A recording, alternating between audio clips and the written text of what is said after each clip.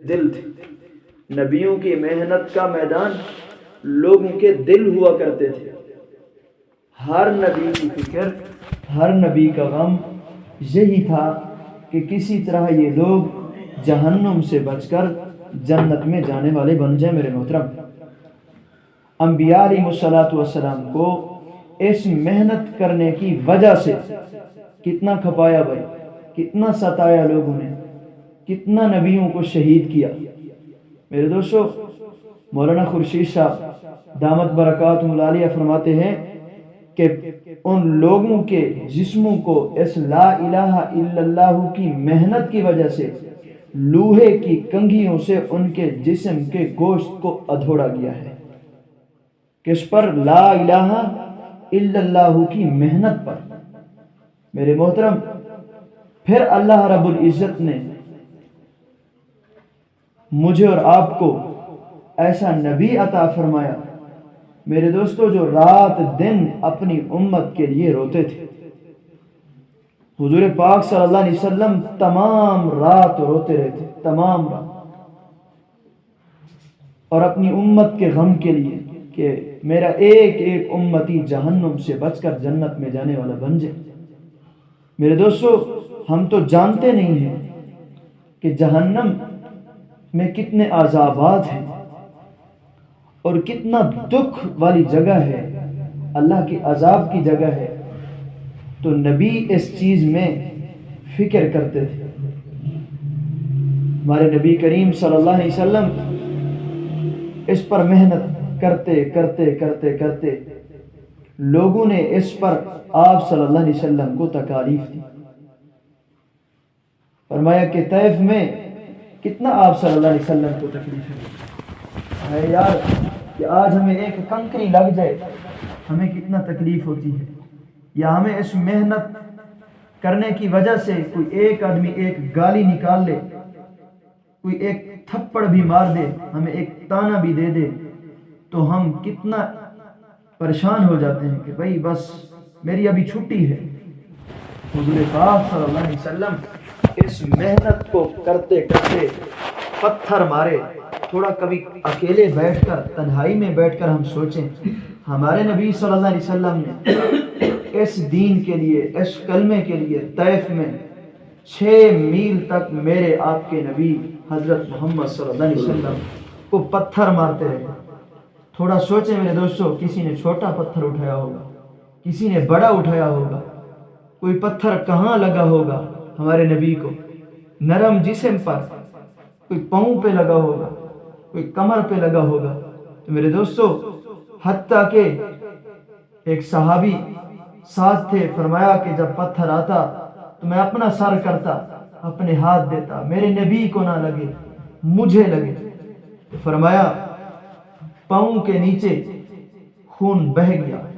کس ہستی کا خون؟ اس لا الہ الا اللہ محمد رسول اللہ کا میرے دوستو اس زمین میں بہہ چکا ہے۔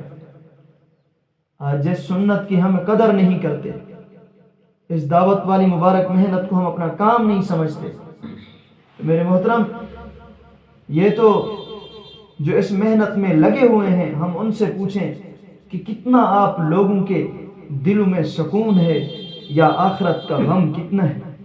حضرت جی مولانا الیاس صاحب رحمۃ اللہ علیہ کو اس مبارک محنت کا غم لگا، نہ خود سویا نہ کسی کو سونے دیا، تڑپتے تھے، روتے تھے کہ یا اللہ، نبی کی امت کدھر جا رہی ہے، نبی کی امت کدھر جا رہی ہے۔ تو میرے دوستو، آج ہم فکر کریں کہ آج ہم کچھ دنوں کے لیے نکلے ہوئے ہیں، گھر کی یاد ابھی تک ہمارے دلوں میں ہے جی، تھوڑا بھی صبر نہیں کر سکتے کہ ہائے کیا ہوگا، میری بیوی کے ساتھ کیا ہوگا، میرے بچوں کے ساتھ کیا ہوگا، میرے گھر والوں کے ساتھ کیا ہوگا، میرے ماں باپ کا کیا ہوگا۔ تو میرے دوستو، ہم یہ سارے خیال کو چھوڑ کر جتنا ہم نے دن اللہ کو دیے ہیں اسی پہ یکسوئی کے ساتھ ہم ان دنوں کو گزاریں۔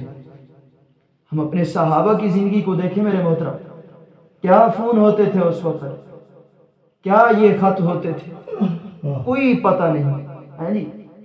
خط ہوتے تو کون تھا ان کا پہنچانے والا، سالہ ہاں سال اللہ پاک کے راستے میں دین کی محنت کو کرتے کرتے کرتے اپنی قبریں بنوا دی، ایک ہی تھام کے نکلتے تھے۔ کارگزاری آئی، اردن ملک میں ایک جماعت ملی، وہاں صحابہ کرام رضی اللہ عنہ مجمعین کی 36,000 قبریں ہیں، 36,000۔ جماعت والے گئے ادھر، اللہ سے مانگا یا اللہ ہمیں کسی صحابی کی زیارت کرا دے۔ جماعت والے کو زیارت ہوئی، اللہ سے مانگا یا اللہ مجھے زیارت کرا دے، زیارت ہو گئی تو پوچھا حضرت آپ کے اور ہمارے کام میں فرق کیا ہے؟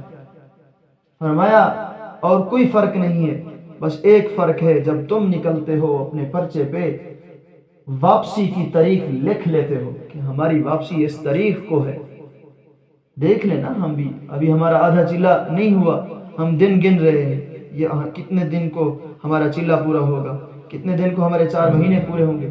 ہماری واپسی کی کوئی تاریخ نہیں ہوتی تھی، جب ہم نکلتے تھے، جب ہم نکلے تھے تو ہماری یہی تاریخ روانگی کی ہوتی، واپسی کی نہیں ہوتی۔ یہی دل اب میں عزم کر کے نکلتے کہ جب تک پورا دین پوری دنیا میں عام نہ ہو جائے ہم واپسی نہیں کریں گے۔ تو میرے دوستو ہم فکر کریں، کوشش کریں، صحابہ کرام نے کیسی جانیں دی اس دین کے لیے، اس سنت کے لیے، اس قرآن کے لیے، اس دعوت والی مبارک محنت کے لیے کتنا قربانی دی۔ تو آج ہم بھی یہ عہد کریں، کوشش کریں، فکر کریں کہ انشاءاللہ تعالی دین کو سیکھوں گا اور پورے عالم تک جا کر اس دین کی محنت کروں گا۔